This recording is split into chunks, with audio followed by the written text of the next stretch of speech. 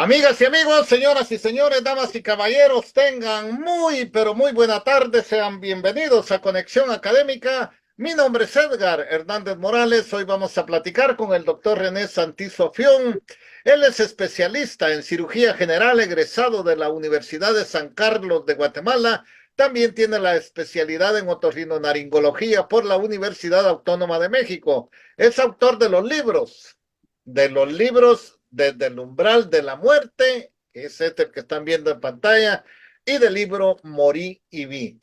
Con el doctor René Santizo, hoy vamos a platicar de cómo resolver los problemas éticos. Y le damos la bienvenida. ¿Qué tal, doctor? ¿Cómo está? Bienvenido a Conexión Académica. Buenas tardes, Edgar. Aquí con ganas de poder comenzar esa nueva etapa de nuestras presentaciones y revisiones de nuestros libros, buscando cómo aplicar lo que hemos investigado durante 20 años de forma práctica y útil en la vida diaria para que nos ayude a todos a estar en un mejor estado de bienestar, buscar nuestra propia felicidad y vivir con un bien común, principalmente. Doctor, para meternos ya, antes de meternos digamos, a la filosofía y todo, ¿qué es un problema ético? Bien, Edgar, fíjese que para tratar de comunicarnos y entendernos, la ética es la parte filosófica que estudia la moral. O sea, cómo pensamos funciona la moral. Y la moral es la forma en que actuamos bien o mal. Entonces, un código de ética moral pueden ser los 10 mandamientos, el amar al prójimo, los 610 preceptos judíos, o para resumir en todas las religiones, la regla de oro. No causar mal a otra persona, ni querer hacer a otras personas lo que no quiero que me hagan a mí. Ese es el común denominador de las religiones. Esa sería la moral. La ética es, bueno, ¿cómo surgió la moral? Porque vino Dios y nos mandó las señales, o también hay otra perspectiva que nos puede decir que la genética y epigenética nos puede influir sobre la empatía, las células en espejo y la teoría de la mente. Son dos teorías. Esa sería la ética, la filosofía de la moral. Y así con esas dos podemos más o menos entender qué es la metaética, la ética normativa y la ética aplicada, que es lo que queremos ver hoy. Entonces, la metaética, para que me entiendan más fácilmente, son los comentaristas de un estadio de fútbol. La metaética. La ética normativa sería el árbitro, el que conoce las leyes y las aplica. Y la ética aplicada serían los jugadores de fútbol, que están jugando y tienen que hacer caso a las normas, digamos. Entonces, la idea de presentar un método para poder resolver dilemas éticos es usar la ética aplicada. ¿Ética aplicada en qué? En cualquier cosa. Si nos pasamos un semáforo o no, la eugenesia, la eutanasia, el aborto, el género, la guerra de Israel y Palestina, lo que quieran, la corrupción, el calentamiento global, si me pasa un semáforo o no, si como con cubiertos o si como sin cubiertos, porque todo implica ética, todo implica moral, todo implica el comunicarme con otra persona y guardar el respeto a otra persona, o incluso la bioética. No solo la ética a otra persona, sino que la ética a los animales, a las plantas y al planeta, si quiero que mis hijos y mis nietos sigan viviendo. Entonces, todo eso se llama bioética porque es la vida, la relación de ética. Y la ética aplicada puede ser la ética de la medicina, el aborto, la eutanasia, el dar un medicamento o no darlo, las vacunas. Todo eso es bioética médica, porque también hay bioética animal, porque bios es vida y ética es el comportamiento de la moral. Entonces, prácticamente todo lo que podemos pensar y actuar debería de ser pensado en base a la ética, pero nosotros no pensamos, nosotros solo actuamos en base a lo que hemos aprendido durante nuestro crecimiento. Entonces, bajo esos criterios, un problema ético o moral puede ser cualquier cosa. ¿Por qué no escribo en chino? Es una forma de entender la ética como filosofía de por qué no escribo en chino, porque nadie me va a entender. No tengo comunicación con la otra persona. Entonces, esa comunicación con otra persona implica ética y moral, porque no le voy a decir unas malas palabras, no le voy a mentar la madre, porque si no se enoja. Entonces, todo el lenguaje, una expresión física, puede manifestarse como un comportamiento ético.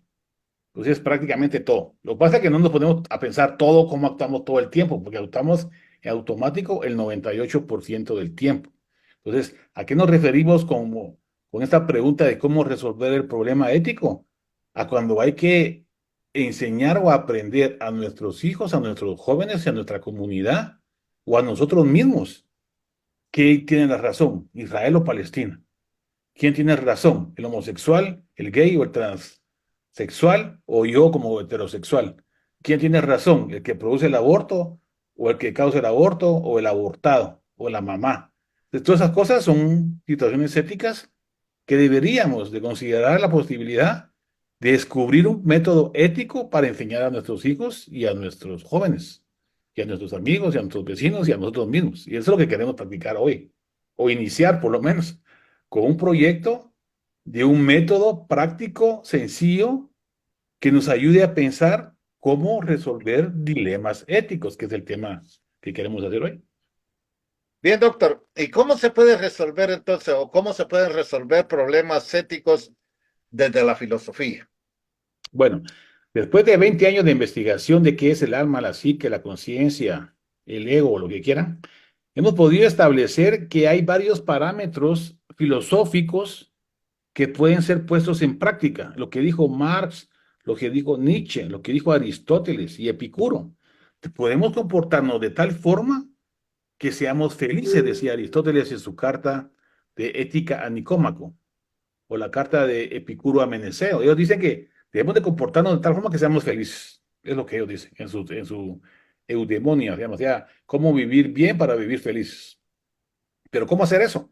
Bueno, entonces, ellos sugieren que debemos de entablar una relación de empatía con la otra persona. No lo decían así, ¿va? Pero eso lo podemos resumir en la dialéctica hegeliana, en el justo medio aristotélico y en el bien común aristotélico, epicúreo y estoico. ¿Qué significa todo eso?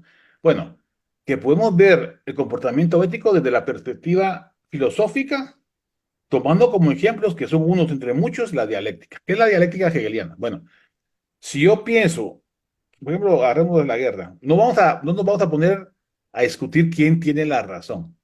Solo vamos a aplicar un método para tratar de que cada quien aquí busque su propia solución al problema. Cada quien puede pensar lo que quiera. Solamente es un método para tratar de pensar. ¿Va?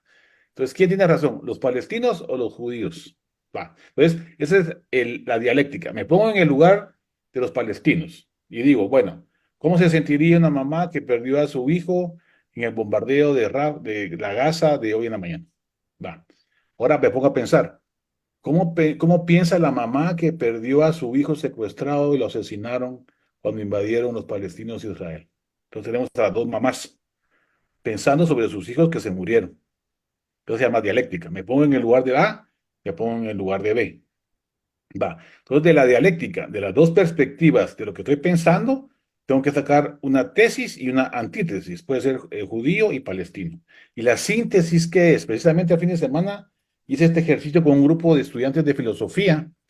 Hicimos este tema precisamente sobre la verdad de la ética. Y les pregunté, bueno, ¿cuál es el bien común y el justo medio para estas mamás que ya perdieron a sus bebés o a sus hijos o a quien sea?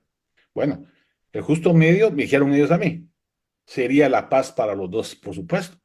¿Por qué? Porque la paz la quiere la mayoría. La paz lo quieren tanto los judíos como los palestinos. Entonces, la dialéctica es ponerse la tesis y antitesis y síntesis. Judíos, palestinos y el bien común, el justo medio, para que todos tengan lo que la mayoría quiere. ¿Qué es el justo medio? El justo medio es tomar la perspectiva de A y B y buscar el beneficio de la mayoría. El bien común no es el beneficio de mi familia, ni el beneficio de mi partido político, ni el beneficio de mi nación. El bien común es el beneficio de la mayor cantidad de personas que están involucradas en el proceso de pensamiento de la ética aplicada. Entonces sería la perspectiva filosófica. 3 puntos: dialéctica, justo medio y bien común. Bien común es el bienestar de la mayoría de las personas. No es un grupo, ni es un partido político, ni es una situación económica, no. El bienestar para todos. El justo medio es ni tan tan, ni muy muy, si lo quieren ver fácil. Y la dialéctica es ponerse en el lugar del otro. Entonces, pues, pensar tanto de la perspectiva de una persona como la perspectiva de la otra y pensar. Eso es lo más importante, pensar. Esa sería la perspectiva filosófica del estudio para resolver problemas ético-morales. El primer paso. Faltan dos. Doctor, y pongamos aquí un árbitro, uno que esté fuera de todo y que él dictamine. Él estaría como más fácil de encontrar la ética. Pues debería ser, ¿vale? Porque supuestamente nosotros aquí estamos haciendo un análisis como que fuéramos los comentaristas, eso se llama metaética. Estamos, no tomamos partido ni por los rojos, ni por los cremas, ni por el árbitro. Estamos comentando nosotros aquí con la razón lo que está pasando ahí. ¿Y qué es el beneficio de los dos y del árbitro? Que empaten, que se vean cada quien contento en su casa, por ejemplo, para hacerlo más fácil. Pero somos nosotros, como la metaética, los comentaristas del partido, los que deberíamos de analizar el partido sin tomar partido por un equipo o por el otro. Pensar con la razón. Esa es la dialéctica, esa es la metaética. Buscar los fundamentos que beneficien a la mayoría, sin involucrarnos emocionalmente. Porque si yo me involucro emocionalmente, entonces ya no sería un análisis de pensamiento crítico, sería un debate. Si A defiende sus argumentos y B defiende sus argumentos, cada uno de estos dos va a buscar los argumentos necesarios para defender su verdad. ¿Y quién tiene la verdad? Ninguno de los dos o los dos, como quieran ver. Entonces, está el republicano y el demócrata y se ponen a defender sus teorías. Entonces, los dos van a tener o van a tratar de tener la razón con sus argumentos. Pero lo más lógico de pensar desde la metaética, si no me meto yo, si no me involucro emocionalmente a defender uno u otro punto, analizo que los dos podemos observar algo positivo de estos, y estas dos cosas positivas de estas dos perspectivas las junto en una síntesis para beneficiar a la mayoría, tanto del grupo A como del grupo B. Esa es la metaética. Ese es el análisis racional de la dialéctica hegeliana, del justo medio y el bien común aristotélico y estoico. Esas son aplicaciones de la filosofía en la vida diaria, resumido después de 20 años de investigación, o sea que eso no lo van a encontrar muy fácilmente en los libros. Pero es una forma práctica, lo que decía Marx, lo que decía Nietzsche y Aristóteles, de usar la filosofía como un martillo para construir, no para destruir, como una herramienta que nos va a servir para vivir bien y mejor la mayor parte de la humanidad, digamos. Ese es un resumen. Ahora bien, doctor, ¿cómo se pueden resolver entonces los problemas éticos desde la ciencia? Bueno, es muy interesante y tenemos que aprender eso. Cuando nosotros polarizamos en un debate, nos emocionamos. Y nosotros tomamos un partido, somos del Real Madrid o del Barça. Defendemos al Barça o defendemos al Real Madrid porque estamos emocionados empáticamente con nuestro grupo. Y eso es natural, ¿va? Porque nosotros evolucionamos por grupos porque hacemos empatía y hacemos grupos sociales. Pero también el otro grupo puede tener parte de verdad o parte de razón o parte de mentira, como lo quieran ver. Entonces lo que dice la ciencia en pocas palabras es, las células en espejo y la teoría y la mente nos hacen ponernos en el lado del otro y por eso tenemos que bostezar juntos, tenemos que reírnos juntos, podemos vomitar juntos y podemos hacer una ola en un estadio o simpatizar todos en una canción de un campo de fútbol o hacer algo en comunidad. ¿Por qué? Porque somos animales sociales. Entonces eso está en nuestro sentido, en nuestra cabeza. Entonces, lo primero que tenemos todos en la cabeza es no causar daño al otro porque nosotros no queremos que nos causen daño a nosotros. Bajo ese tipo de interpretación, la ética puede ser un origen genético y evolutivo del ser humano, aparte de Dios, por supuesto. También puede ser que sea Dios el que haya puesto la genética para que el hombre fuera éticamente bueno. Pero lo importante para aplicarlo a resolver un problema ético es que tenemos que pensar para bajarle a la emoción. O sea, que el cerebro actúa como si fuera un sub y baja. Si pensamos, le bajamos a la emoción y si nos emocionamos, no pensamos. Cuando estamos enamorados o estamos excitados sexualmente, no pensamos, actuamos con la emoción. Si estamos drogados o estamos alcoholizados o estamos ebrios, nos emocionamos y no pensamos con la razón. Pero cuando comenzamos a contar racionalmente, que pongo a contar de 1 a 10 y respiro despacio, estoy activando mi razón, estoy activando mi mente enfocada. Entonces, si yo respiro hondo 10 veces, lo que hacían las abuelitas, le voy a bajar la emoción y eso es automático. Háganlo. Cuando estén estresados, cuando estén molestos, cuando vayan en el tráfico de Guatemala y se ponen a ver la placa de enfrente y respiran hondo y despacio 10 veces, te van a tranquilizar. Es un reflejo condicionado de Pavlov que viene del útero materno. Entonces, Si nosotros ponemos a pensar la dialéctica del problema ético sobre los aspectos positivos de la tesis, los aspectos positivos de la antítesis, los problemas, los aspectos positivos de lo que sufrió la mamá palestina, los aspectos positivos de lo que sucedió con la mamá israelita, podemos buscar un bien común. Estamos pensando. Al momento de pensar se nos baja la emoción y podemos buscar soluciones. Si estamos enojados, no. Nunca decidan nada enojados. Van a cometer problemas y errores y van a arrepentirse después. Entonces, siempre piensen. Entonces, la neurociencia nos ha aclarado hoy por hoy esa neuroplasticidad cerebral de la cual nosotros podemos utilizar para resolver problemas éticos. ¿Qué tenemos que hacer? Pensar y bajarle la emoción. ¿Cómo? Enfocándonos en el problema y pensando soluciones, pensando alternativas y pensando sin meternos emocionalmente en el dilema. No tomemos parte de una cosa u otra porque nosotros ya no podemos pensar. Vamos a comenzar a ofender al otro o vamos a comenzar a buscar evidencias sustanciales de nuestra razón. Y la razón es como la verdad. Y según Nietzsche, la verdad es la mentira que ha logrado prevalecer. Para que me entiendan, muchas veces buscamos argumentos y defendemos cosas que no son totalmente ciertas. Por eso vamos a la guerra, por eso matamos en un partido de fútbol. Ahora que se murieron los cremas, ¿qué piensan que pasó? ¿Estuvo bueno que murieran los cremas cuando se murieron? No, porque estaban emocionados. Y esa emoción, junto con el alcohol y las drogas, es una dinamita. Entonces, no se dejen influenciar para pensar cuando estén enojados.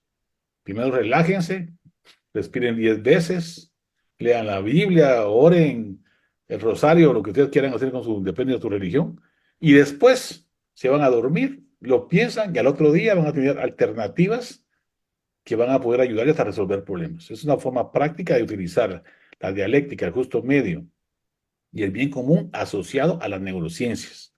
Las neurociencias es la red neuronal de la razón está en el lóbulo frontal, usemos el lóbulo frontal, y la red emocional está en el sistema límbico, en la parte de adentro del cerebro, como que fuera un huevo, y la parte amarilla está el sistema límbico, y la parte de la clara afuera, junto con la cáscara, la corteza, lo que mantiene la red racional. Entonces el cerebro no está formado por partes, no, son conexiones, son como que fueran redes.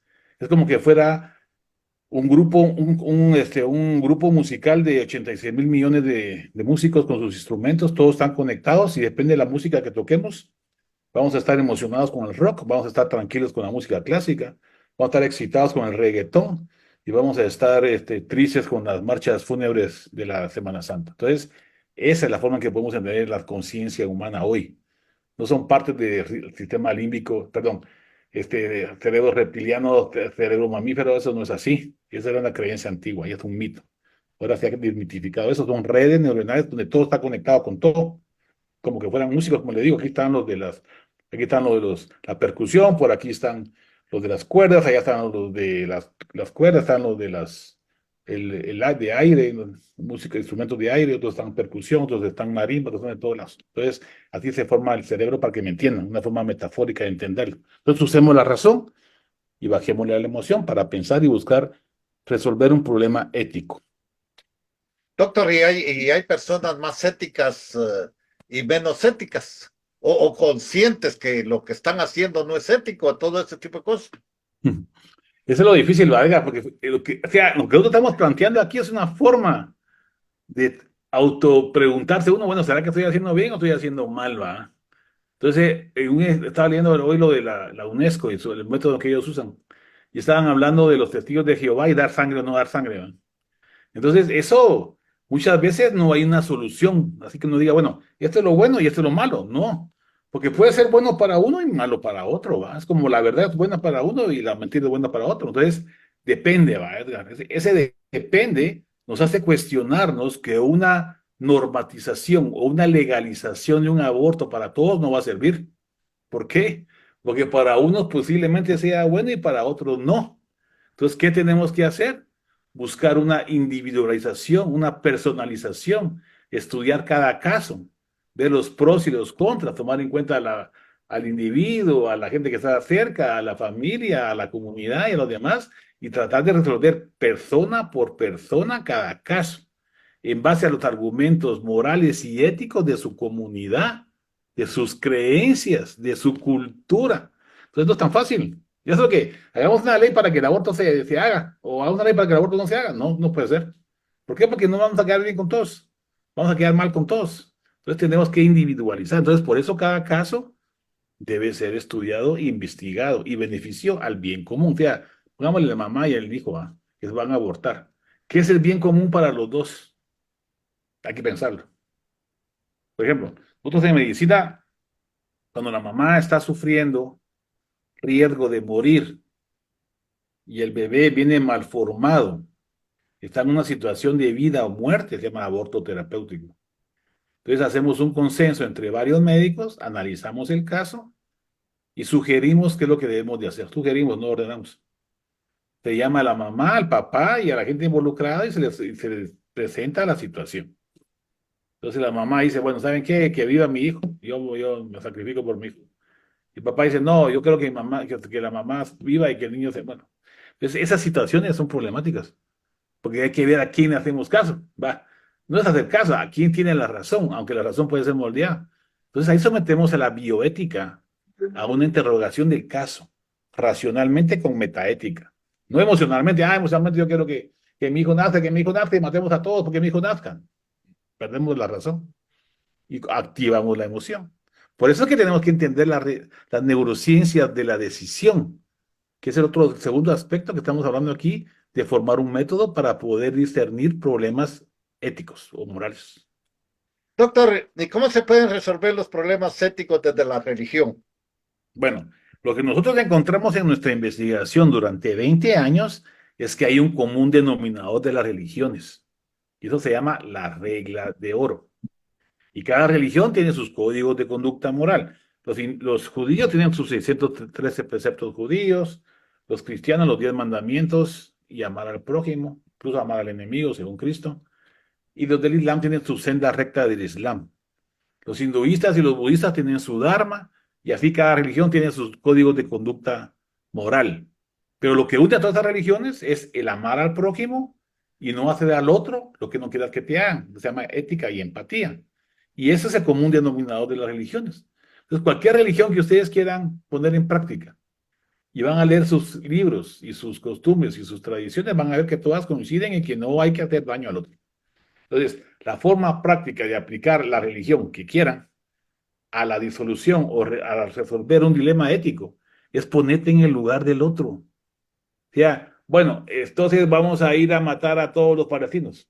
Bueno, y si yo soy el hijo de una palestina, o se me muere mi mamá, o se me muere mi papá, y si yo soy judío, va, y me secuestraron a mi mamá y a mi papá y los mataron, o estaban secuestrados todavía secuestrados ahí por Hamas, eso es ponerse en el lugar del otro. Eso te va a poner a pensar. No te pongas del lado de uno ni del otro a defender lo que querrás. Porque entonces ahí vas a entrar en una disputa emocional. Ya no vas a poder pensar. Y estamos hablando aquí que lo que necesitamos hacer para utilizar las neurociencias es pensar, razonar, activar la red neuronal orientada a tareas, así se llama. Esa red neuronal orientada a tareas tiene diferentes partes prendidas en el cerebro, como que fueran foquitos de Navidad por todos lados. Y la que más se prende es el lóbulo frontal, la que más. Pero también se comunica con la parte occipital, la parte de atrás, la parte de un lado, la parte del otro lado, se conectan y se prenden como que fueran fantasmas al mismo tiempo por todo el cerebro. Es lo que sabemos ahora. Entonces quiere decir que es una red interconectada, no solamente es un área. Esta red conectada nos hace pensar, razonar y enfocarnos. Si yo me enfoco en un recuerdo de mi niñez donde la pasé muy bien y logro poner atención y me acuerdo de lo que vi, de lo que olí, de lo que sentí, de lo que oí, de lo que toqué y lo que percibí, mi cerebro va a actuar como que estuviera ahí. Mis conexiones cerebrales se van a activar como que yo estuviera ahí. Y como ya tengo un recuerdo con conexiones de dopamina, serotonina, oxitocina y endorfinas, me voy a sentir bien. Pero cuando oímos música, ay, me acuerdo de mi novia cuando estaba, o si no, cuando huele un olor de, el perfume de mi novia. Entonces, esas cosas nos hacen sentirnos bien porque ya están conectadas en el cerebro, como se llaman engramas cerebrales, son como conexiones que ya están guardaditas ahí. Entonces, si las activamos, nos vamos a poner bien. Si miramos fotos de un viaje que todos la pasamos bien, nos vamos a sentir contentos. Entonces, si miramos una canción, si nos ponemos en la familia a ver una película cuando estábamos niños, nos vamos a recordar, nuestro cerebro comienza a funcionar como que estuviéramos ahí. aunque sabemos que estamos aquí. Entonces, eso nos sirve para reconfortarnos, para sentirnos bien, para rejuvenecernos. Entonces hay que pensar positivamente y acordarse de los momentos buenos. ¿Y qué pasa con los momentos malos? Bueno, ahora que ya estamos hablando de neurociencia, también los podemos modificar, porque el cerebro es una plasticina. Podemos quitar y poner cosas en el cerebro, pero ahora ya lo sabemos. Entonces, como sabemos, como podemos manejarlo, subámosle a la razón y bajémosle a la emoción para poder resolver problemas éticos. Entonces, bajo estos principios de perspectiva filosófica, dialéctica, justo medio y bien común, perspectiva científica, neuroplasticidad, razón y emoción, y perspectiva religiosa, ponerte en el lugar del otro, empatía, eso te va a ayudar a tomar una buena decisión. Cuando estamos pasando visita con mis alumnos de otorrino en la universidad, en el hospital, y tenemos un problema ético para resolver un tratamiento médico o quirúrgico. Entonces digo, miren muchachos, pónganse en el lugar de la paciente, pónganse en el lugar de la mamá de ese paciente, pónganse en el lugar del hijo de ese paciente. Entonces van a tomar una mejor decisión. Entonces, este método lo podemos poner en práctica para muchas cosas. Y si ustedes quieren, nos mandan qué temas quieren, y lo discutimos, no discutimos, ni tampoco vamos a debatir, lo vamos a analizar con metaética. Bien, doctor, muchísimas gracias. Se nos terminó el tiempo. En Conexión Académica, muchísimas gracias por compartirlo con todos los oyentes de Radio Universidad de Conexión Académica. Gracias, doctor. Nos vemos, adiós. Bien, amigos, llegamos al final entonces de un programa más de Conexión Académica. Hoy estuvo con nosotros el doctor René Santizo Fión. Él es especialista en cirugía general egresado de la Universidad de San Carlos de Guatemala. También tiene la especialidad en otorrinolaringología por la Universidad Autónoma de México. Es autor de los libros Desde el umbral de la muerte y del libro Morí y vi. El tema que tratamos hoy con el doctor fue cómo resolver problemas éticos. Amigas y amigos, muchísimas gracias por su audiencia. Esto fue Conexión Académica.